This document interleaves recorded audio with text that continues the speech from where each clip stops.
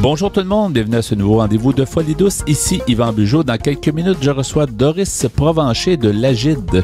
Plus tard à l'émission, Marie-Josée Paradis du Centre d'apprentissage parallèle sera des nôtres. À l'Espresso et à l'Espresso allongé, le sujet sera l'anxiété. Tout ça dans le menu de Folie douce cette semaine. On a bien sûr des chansons et on commence avec la première de San Sebastian et la chanson s'intitule « Sous ma jupe ». Bienvenue à Folie douce.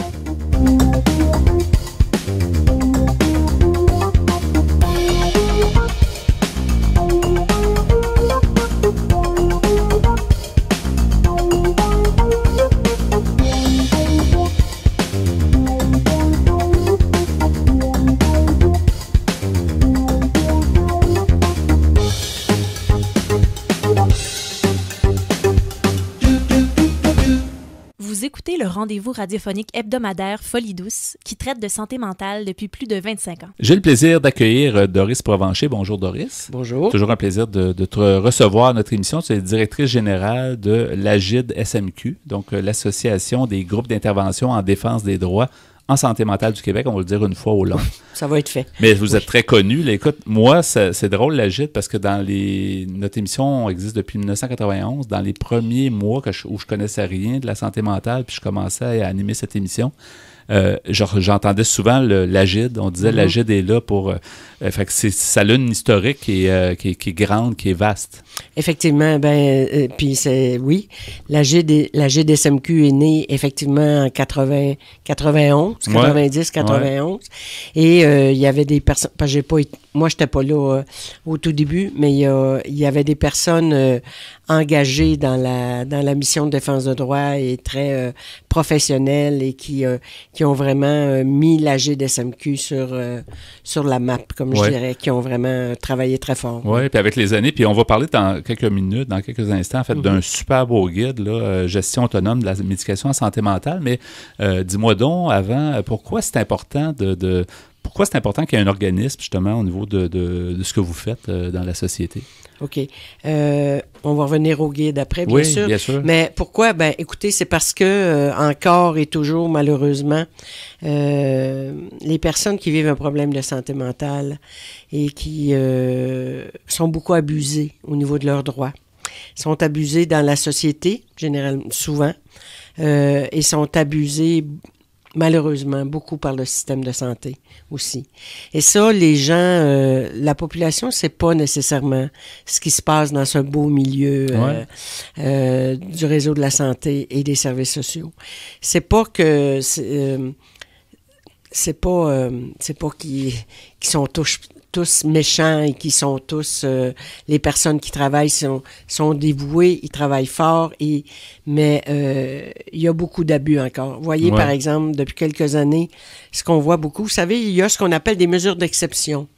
En principe, hospitaliser quelqu'un contre sa volonté, c'est une mesure d'exception. Ça doit pas être la règle, la façon de faire. Les ordonnances de traitement ou les autorisations judiciaires de soins, la loi permet ça exceptionnellement, comme attacher quelqu'un ou la mettre en isolement. Ce sont des mesures qui sont dites exceptionnelles. Et ça, la loi nous dit ça. Mais ce qu'on voit depuis des années, c'est que ça devient la règle. Maintenant, ça marche comme ça. Il y a de plus en plus des autorisations judiciaires de soins. Il y a beaucoup de gardes en établissement aussi qui se font. Donc, malheureusement, on assiste à c'est encore plus fort qu'avant, je dirais. On ne croirait pas ça, hein? On croirait que ça va évoluer. Oui. Puis, on dit souvent, il n'y a plus de lits dans les hôpitaux, puis tout le monde est en société, la vie est belle, mais il y a beaucoup de problématiques qu'on n'entend pas parler, comme tu dis. Non. On n'entend pas parler, puis tout ce qu'on entend parler, pour monsieur, madame, tout le monde, c'est quand il arrive des tragédies, des horreurs. Des trucs extraordinaires là, qui dépassent l'entendement. Mais exactement. C'est ça. Donc, la santé mentale au quotidien, oui. Vous savez, dernièrement, j'écoutais à la radio, il y avait un organisme communautaire qui était là, puis qui avait une activité spéciale et qui travaille avec des jeunes qui sont en difficulté, en grande difficulté, qui sont dans la rue ou qui sont hors de chez eux, enfin bref. Et il disait 75% de ces jeunes ont des problèmes de santé mentale. Moi, je me disais, qu'est-ce qu'ils veulent dire? T'es dans la rue, t'as 15 ans, t'as vécu une enfance peut-être épouvantable, t'as vécu dans un centre jeunesse, t'as été... Et là, on me dit que j'ai des problèmes de santé mentale. C'est pas biochimique, là, à mon avis. C'est que tu as des conditions de vie tellement épouvantables que c'est ça. Mais 75% problèmes de santé mentale. Qu'est-ce qu'ils veulent dire? On ne le sait pas. Alors, vous voyez, je trouve que c'est à toutes les sauces. C'est ça, c'est comme un grand... Oui. Mais revenons, donc, intéressant des propos, mais ce guide-là, dont on voit, c'est vraiment un beau guide, là, si on peut le décrire, c'est un format qui est quand même très agréable à tenir en main, pas très grand, ça a peut-être 4 pouces par, 7 pouces pour employer l'ancien système, et non pas le métrique, là. Oui. Mais c'est mon guide personnel, donc gestion autonome de la médication en santé mentale, un guide qui a été entre autres, produit par vous, mais par 2 autres organisations, en fait, qui sont... Le regroupement des ressources alternatives en santé mentale du Québec et une équipe de recherche et d'action en santé mentale qui s'appelle ERASM, donc un groupe de recherche. Oui. Alors, ce sont ces 3 associations-là qui ont produit ce guide. Mon guide, comme le nom l'indique, c'est mon guide personnel. Donc, ça s'adresse aux personnes qui ont des problèmes de santé mentale, qui ont eu des problèmes ou qui ont... C'est des personnes, en fait, qui prennent une médication, des psychotropes, et qui se questionnent, qui veulent entreprendre une démarche de réflexion, qui veulent... ça peut aller juste... C'est une démarche de réflexion pour être mieux. Mm-hmm. Des gens que, par exemple, je suis pas à l'aise avec la médication, ça fait... Bon, et qui voudraient... qui se questionnent. Parce que vous savez, en fait, tout le monde a le droit de se questionner.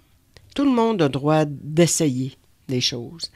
On a fait ce guide-là. Ça, c'est la 2e version. La première version date de 2002. Il y avait déjà le guide. Juste un petit historique rapide. En 95, il est sorti le guide critique des médicaments de l'âme. Oui. Les auteurs David Cohen, Suzanne Caillou-Cohen et l'AGID SMQ. Et à partir de là, il y a eu une formation qui a été faite.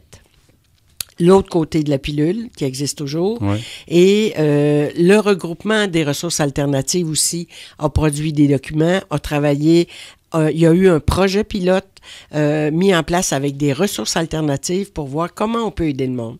Parce qu'on a fait ça pour éviter justement que des gens jettent leurs médicaments d'un coup. Parce que des gens qui prennent des médicaments, souvent ne sont pas informés, ils vivent toutes sortes d'affaires dans leur corps, ils ne comprennent pas, ils ne sont pas bien. Alors, qu'est-ce qu'ils font? À un moment donné, ils se tannent, ils les jettent à la poubelle. C'est pas leur diagnostic qui fait qu'ils les jettent à la poubelle.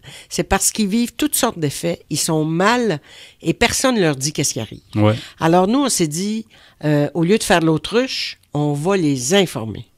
Et c'est vraiment la base de et le guide critique et le guide personnel, et il y a une formation aussi qui est la gestion autonome des médicaments fait par le regroupement des ressources alternatives en santé mentale du Québec. Et le but, c'est d'outiller les personnes pour justement éviter qu'elles posent ce geste, parce que quand une personne fait ça, elle se retrouve à l'hôpital et quand elle ressort, c'est encore pire. C'est jamais recommandé, là. Il faut qu'il y ait si quelqu'un veut abandonner le médicament, il faut qu'il y ait un processus, il faut qu'il y ait quelque chose qui se fasse en douceur et non pas aussi drastiquement. Exactement. Il faut qu'il y ait un processus de sevrage. On va nommer les mots comme ça. Oui, absolument.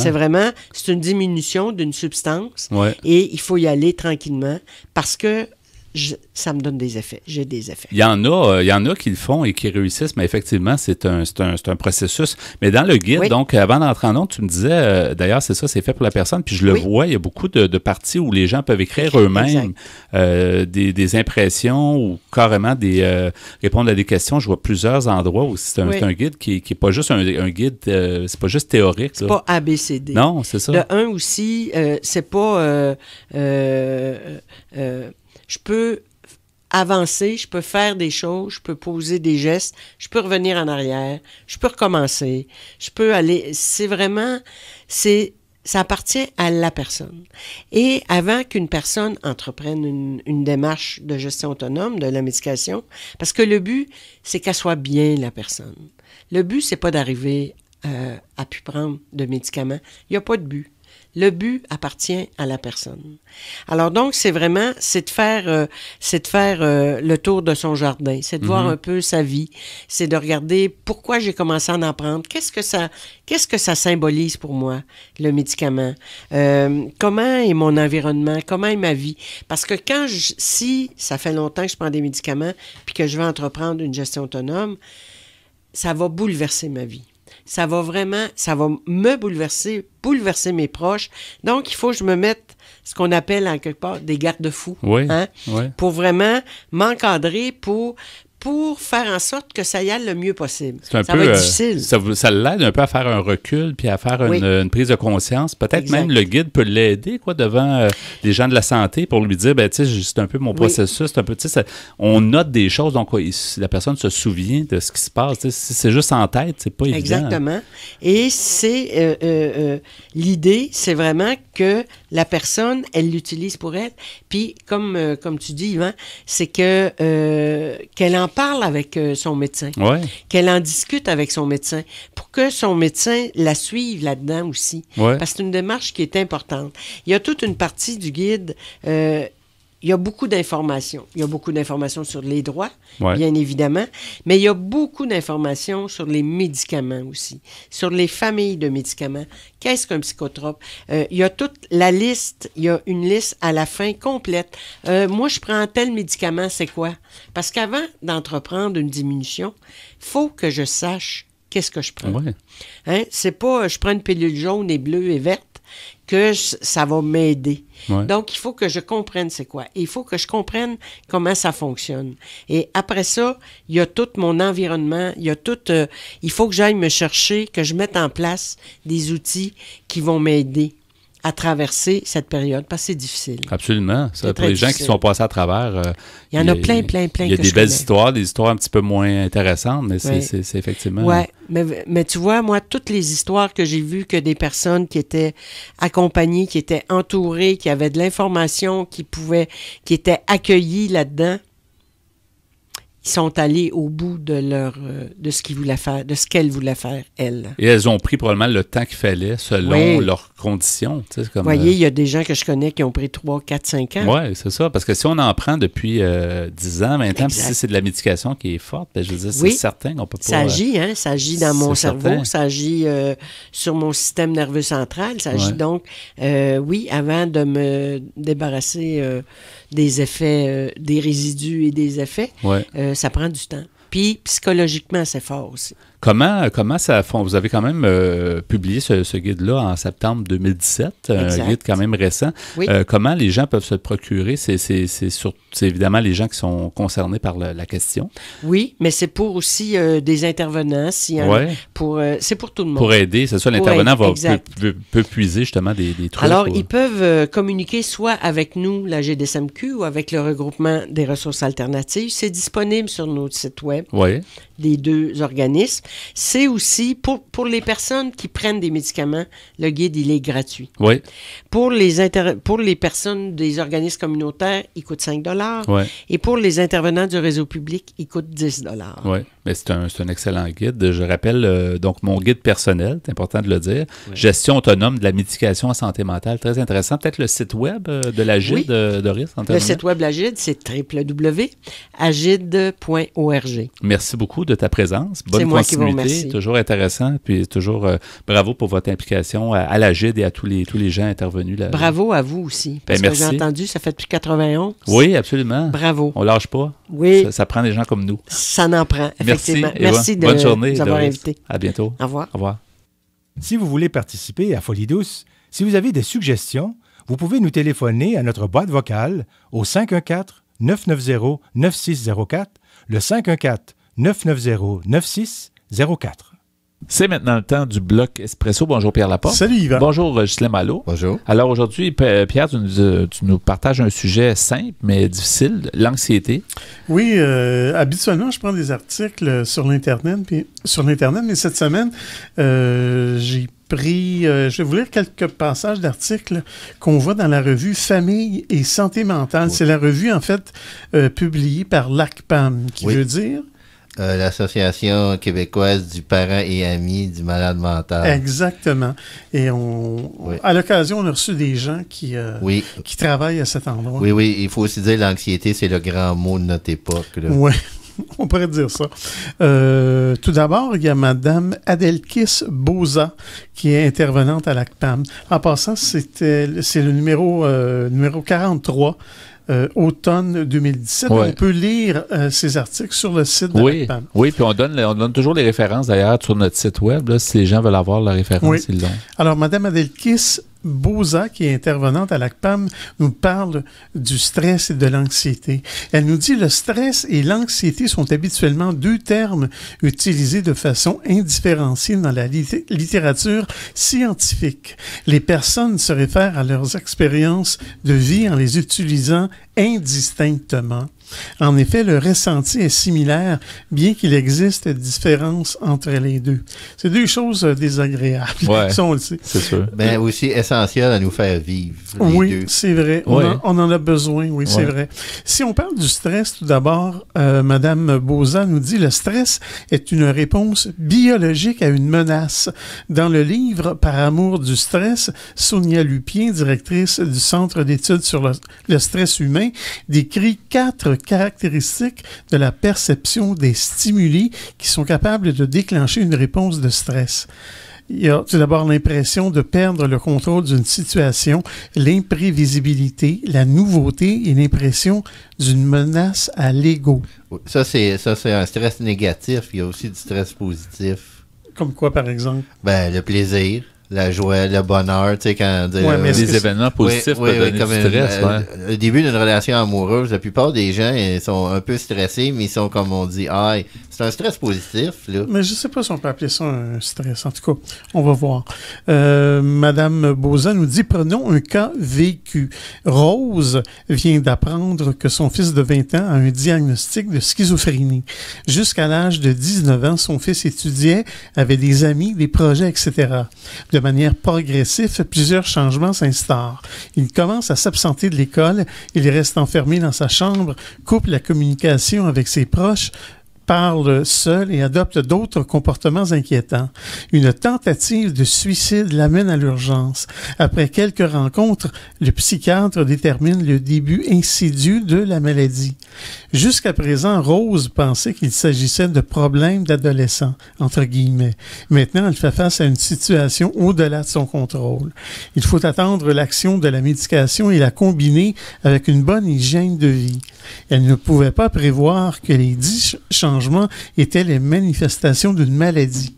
L'avenir s'avère par conséquent imprévisible. Son ego est menacé. Elle questionne son rôle de mère et ne reconnaît pas son fils dans la nouvelle situation. Ce contexte provoque la sécrétion d'hormones du stress, telles que l'adrénaline et le cortisol. Cette sécrétion provoque à son tour des changements biologiques chez la personne pour la préparer à y faire face. Si la personne ne parvient pas à diminuer le stress, il peut se maintenir et devenir chronique. Dans ce cas, plusieurs problèmes de santé peuvent émerger, notamment l'hypertension artérielle, l'insomnie et l'épuisement pouvant mener à la dépression. Par contre, des stratégies adaptatives comme demander de l'aide professionnelle peuvent être employées. Dans ce cas, le stress peut être le moteur d'un changement constructif dans la relation entre le proche et la personne vivant avec un problème de santé mentale. Ouais. D'accord avec ça? Ben oui. Ben, c'est sûr, mais les êtres humains sont toujours imprévisibles. Des fois, il y a des gens qui pensent qu'ils vont accepter puis qui n'accepteront pas, puis il y en a qui se révèlent meilleurs qu'on le pense. Mais tu vois, le stress ici, il peut être considéré comme le moteur d'un changement constructif. Donc, ça peut être bon dans certains cas. Oui, souvent, c'est souhaiter un certain stress, mais pas quelque chose. Mais il y en a qui aiment ça, mais ça pourrait y revenir. Il ne faut pas que ça soit incontrôlable. Non. Maintenant, là, on vient de parler du stress. Maintenant, Mme Bozan nous parle de l'anxiété. L'anxiété a été définie au début du 20e siècle par Pierre Janet, philosophe français devenu médecin et psychologue, comme une peur sans objet, ou plus précisément sans objet réel, apparent ou défini. Bien qu'elle soit une définition assez restreinte, elle illustre l'essence de ce qui est ressenti par la personne. L'anxiété peut se manifester comme un trait de personnalité ou comme un état. L'anxiété comme trait est durable dans le temps et réfère à une manière relativement stable de percevoir la réalité et en conséquence de réagir. L'anxiété comme état a un caractère transitoire et s'arrête lorsque cesse l'événement anxiogène. Donc, on peut voir du positif peut-être là-dedans aussi. Et, ça dépend toujours comment les gens s'en sortent. Mm-hmm. C'est pas, il y en a qui s'en sortent avec, avec les honneurs puis ils se sentent mieux, puis d'autres, la situation. Il y en a qui sont jamais capables de peut-être de prendre le contrôle ou de réduire cette anxiété-là. Madame Bozan continue en disant: le trait de personnalité anxieux est l'un des 3 traits de personnalité reconnus, ainsi que l'hostilité et la faible estime de soi qui a le potentiel de générer une réponse de stress dans l'être humain. Les personnes qui ont des traits de personnalité anxieux auront plus tendance à interpréter une situation comme étant menaçante et en conséquence seront plus susceptibles de produire une réponse de stress. Je vais m'arrêter ici. Je vais poursuivre un peu plus tard dans l'émission. Oui, à l'Espresso allongé. Donc, l'anxiété. Merci, Pierre, pour ce sujet. Merci, Ghislain. Merci. On poursuit à la folie douce. Demeurez des nôtres.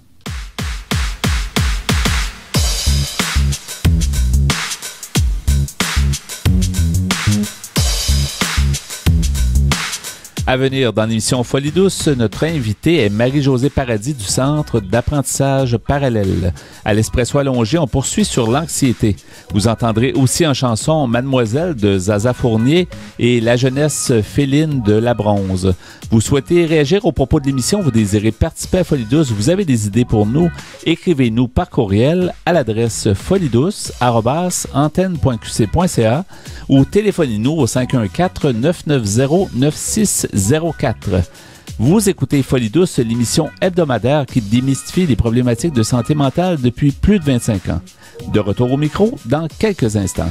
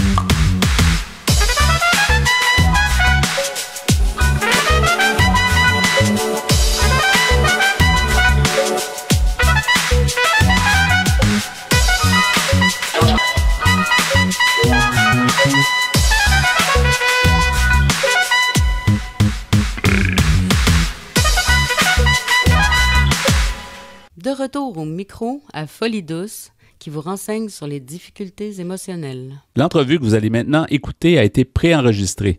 La qualité sonore n'est pas optimale. Nous désirons nous en excuser. J'accueille maintenant mon invité, qui est Marie-Josée Paradis. Bonjour, Marie-Josée. Bonjour. Bienvenue à l'émission Folie douce. Merci. Tu es participante au programme du CAP, qu'on va apprendre à mieux connaître. On a déjà reçu il y a plusieurs années des gens du CAP. Qu'est-ce que ça signifie, les 3 lettres, justement? C'est le Centre d'apprentissage parallèle. Oui, qui est situé pas très loin de la radio et qui existe depuis longtemps. J'aimerais ça que tu nous fasses un petit peu un historique de la ressource. C'est une ressource qui est dynamique. Ça fait 35 ans qu'Yvon Lamy et 2 dames ont parti le Centre d'apprentissage parallèle. Ouais. Yvon est encore là à titre dans le CA et à titre d'art thérapeute. Oui, c'est ça, c'est un art thérapeute. Moi, je me souviens, j'ai un bon souvenir d'être allé là il y a très longtemps, alors qu'on faisait des émissions de télé aussi à Folie Douce.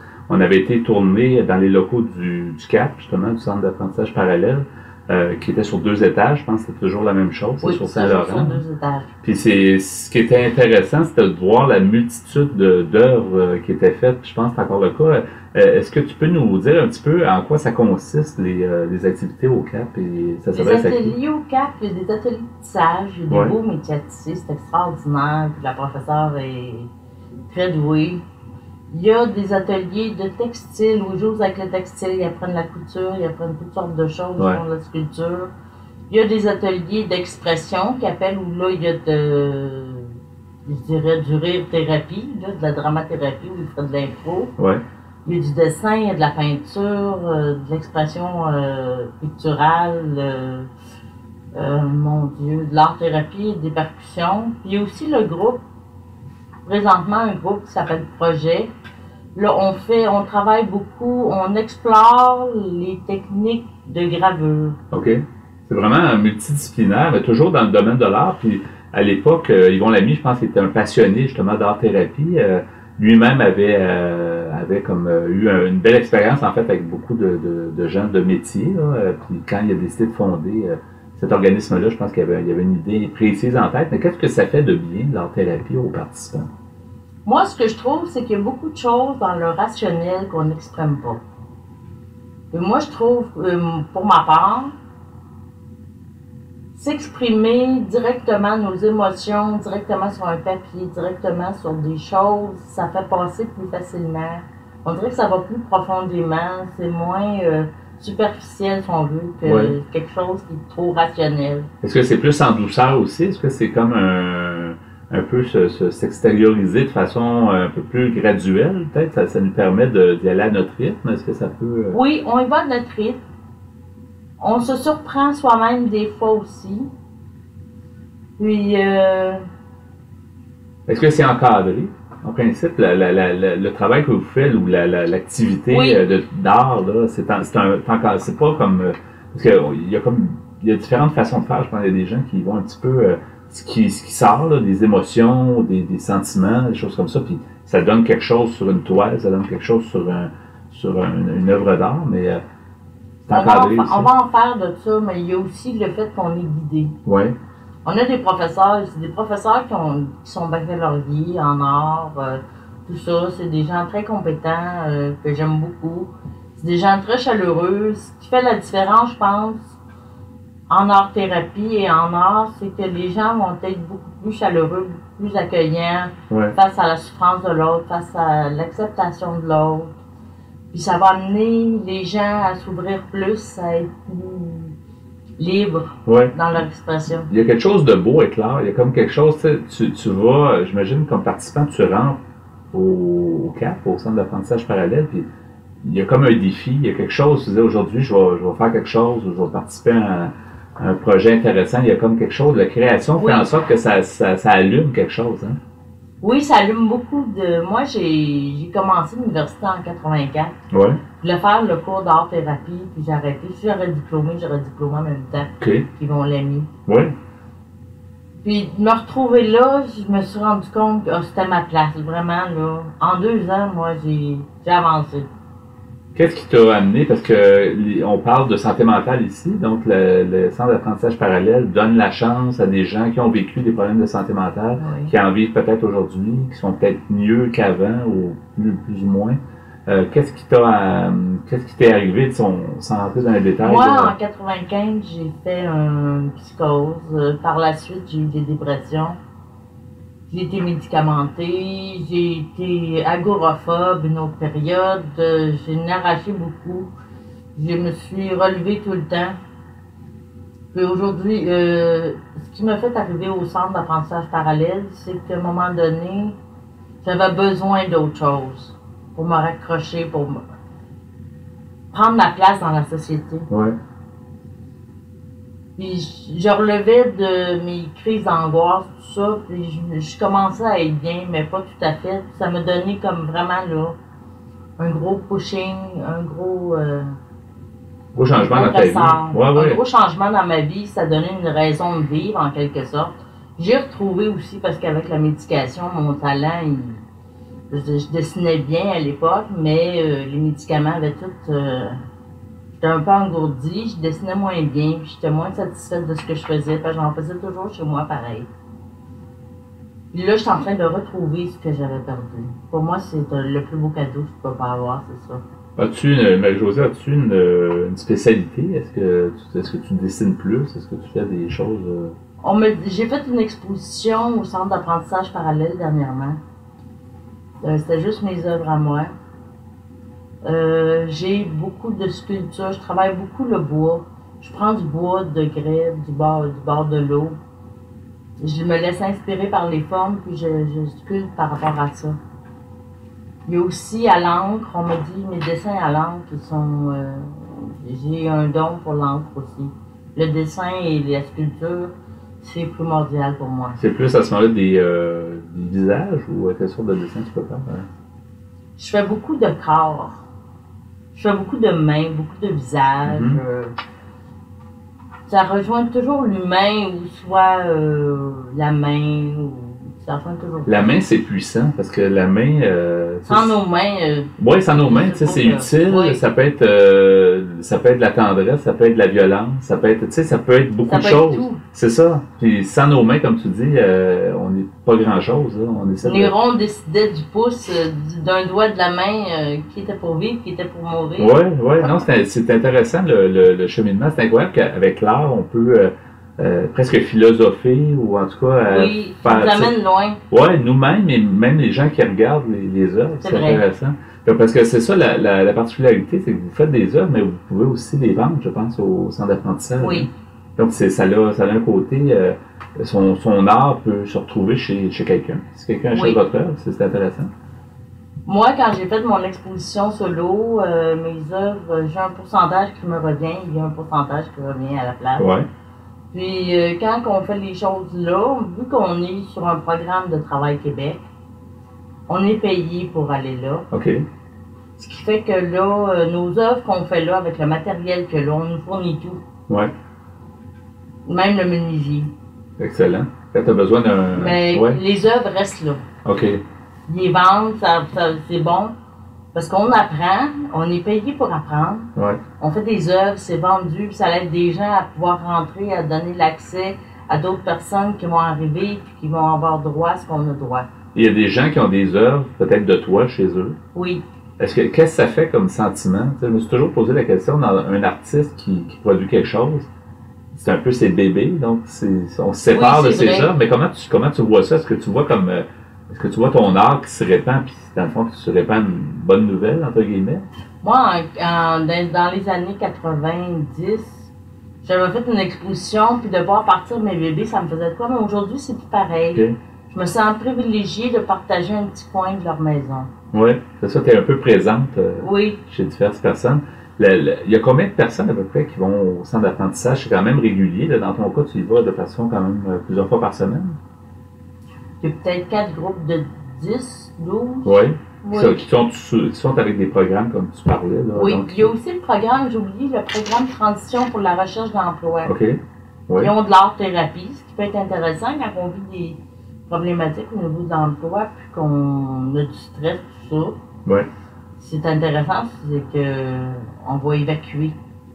On va parler de nos choses. Je pense que c'est en parlant qu'on les règle. Oui. Et après, justement, le moment que vous allez passer avec le programme d'Emploi Québec, j'imagine que certains veulent réintégrer le marché du travail. Moi, je veux réintégrer le marché du travail. C'est pour ça que ce programme-là, un peu d'aide qui vient après votre programme d'Emploi Québec. J'imagine qu'il y a comme un lien qui permet d'aller, une passerelle là, pour aller au marché du travail. Oui. C'est ça? Oui. Et comment tu te vois? Est-ce que tu te vois dans un domaine similaire à l'art? Est-ce que tu... Oui, j'ai travaillé une période dans un CHSLD. Je donnais des ateliers de peinture à des personnes âgées, handicapées. Ouais. C'est des gens extraordinaires. Puis maintenant, je fais du bénévolat, je donne des ateliers encore à des personnes âgées. OK. C'est peut-être dans le domaine que tu aimerais. Oui, c'est dans le domaine poursuivre. que j'aimerais. Quand je suis avec ces personnes-là, j'ai beaucoup d'altruisme, je veux dire, c'est quand on est dans le positif, qu'on se remplit de positif et qu'on est bien. Oui. Marie-Josée, au Centre d'apprentissage parallèle, comment ça fonctionne? Les gens qui veulent participer, il faut aimer l'art, il faut vouloir... Est-ce qu'il faut déjà connaître ou si on peut apprendre? Il y a des cours. Il y a des cours qui se donnent 2 heures par semaine pendant une session, qui est un trimestre. Oui. Ou soit, faut être probablement sur l'aide sociale, puis avoir un problème de santé mentale ou un problème connexe. Oui. Puis là, ils vont bonifier le montant auquel les personnes ont droit, puis ils vont faire 20 heures semaine. Les gens doivent contacter le Centre d'apprentissage parallèle s'ils veulent s'inscrire? Oui, et le Travail Québec aussi. OK, donc c'est comme la démarche. Puis est-ce qu'il y a une longue attente? Les gens qui nous écoutent et qui aimeraient participer, parce que s'il y a déjà des groupes, j'imagine que c'est limité aussi. Là. On peut pas nécessairement entrer quand on veut. Mais... Ça dépend des groupes. Parce qu'au début de la session, il y a toujours beaucoup de gens qui attendent. Puis après ça, ça se libère tranquillement. Donc, il y a des possibilités. Quelqu'un qui veut, là, il y a des possibilités. Oui. Puis c'est un beau local. En tout cas, je me souviens de la visite qu'on avait faite. Ça doit être encore aussi beau. Surtout, les œuvres d'art sont un peu toutes là. Puis on voit des gens, puis ça bouge. Puis il y a beaucoup d'actions. C'était intéressant.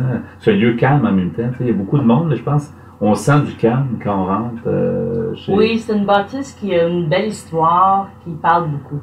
Oui, j'aimerais ça Marie-Josée, en terminant, qu'on mentionne l'adresse web du site du CAP. Moi, j'ai atelier du cap.org. C'est ça, atelier au pluriel, du cap.org, tout collé. Puis le téléphone 514-843-5658. C'est bien ça. C'est bien ça. Merci beaucoup, Marie-Josée Paradis. C'était vraiment intéressant. Puis je te souhaite que ça se passe bien pour la suite, pour retour à l'emploi, puis que tu fasses toujours... des choses que tu aimes. Merci beaucoup d'avoir été là. Merci et bonne journée. Bye bye. Vous voulez mieux nous connaître et communiquer avec nous?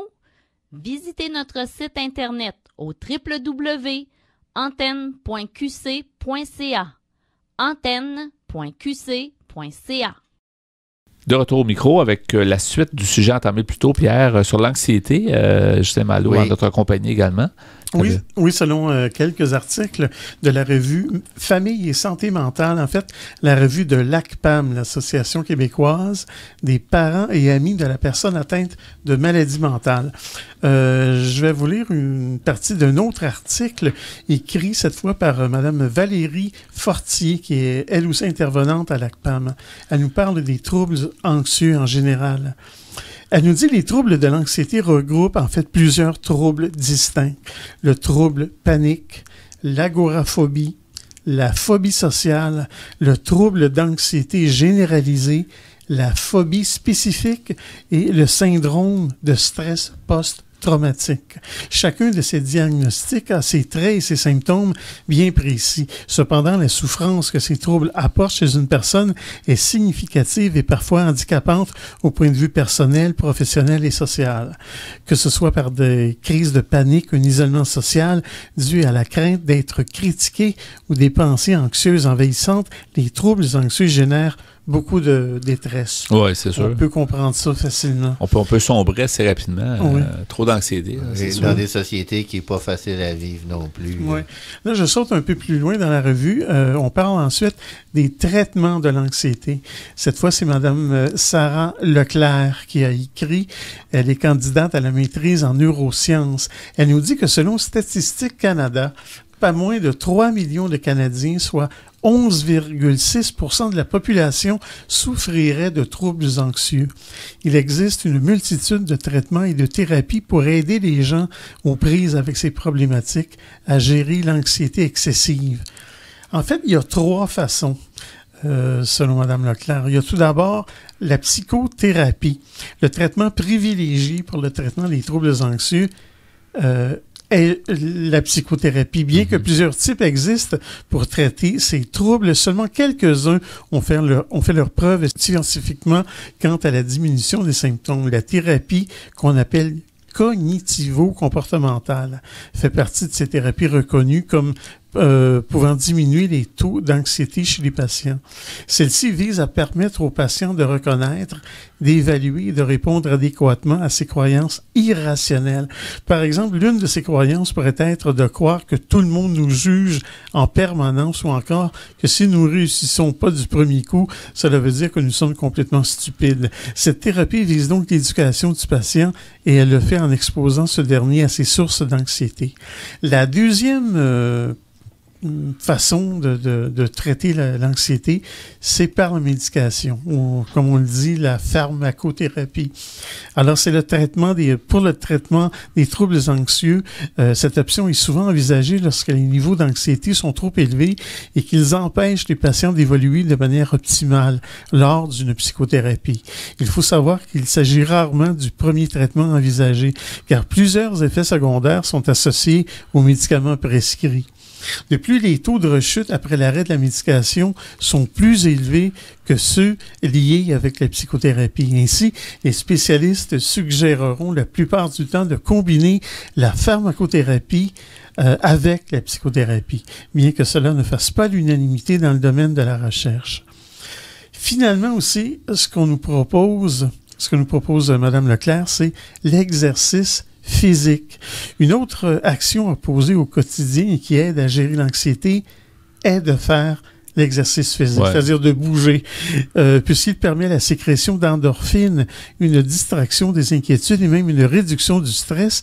L'exercice physique crée un sentiment de béatitude et de bien-être qui contrecarre le sentiment anxieux. Sans que ça soit poussé, là, ça peut être, je sais pas, du vélo, de la marche, quelque chose d'assez simple, là, mais n'importe quel exercice qui nous permet de bouger. Oui, je pense que ça en prend un exercice quand même assez intense pour que tu te permets de libérer. C'est pas juste, tu sais, une petite marche autour. Mais de la marche, ça fait du bien. On a tendance à sous-estimer, mais je pense que ça peut aider. Il y a des gens, par exemple, que si tu leur parles que tu vas ressentir une béatitude là, en faisant du sport, ils vont dire non, ça c'est pas pour moi, parce que c'est pas tout le monde qui aime ça. C'est pas tout le monde. C'est pour ça que je me dis, si tu prends quelque chose d'accessible, ça peut pas nuire, puis après ça, si tu veux en faire plus, il faut pas que tu ailles jouer au tennis contre...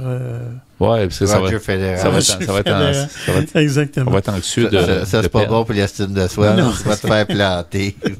Alors, Mme Sarah Leclerc poursuit en disant « Plusieurs autres options s'offrent aussi aux personnes souffrant de l'anxiété. Par contre, il se peut que leur efficacité n'ait pas fait l'objet d'études scientifiques détaillées. » Aussi, aucune solution n'est miraculeuse. En fait, la recette clé implique un mélange d'acceptation, de détermination, de persévérance et d'aide. Il faut avoir des attentes réalistes afin de garder la motivation et de persévérer durant des traitements qui peuvent prendre du temps avant de produire des effets.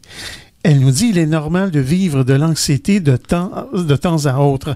Il ne sera donc jamais possible de l'enrayer complètement. Mais il est possible de l'empêcher de ruiner notre vie.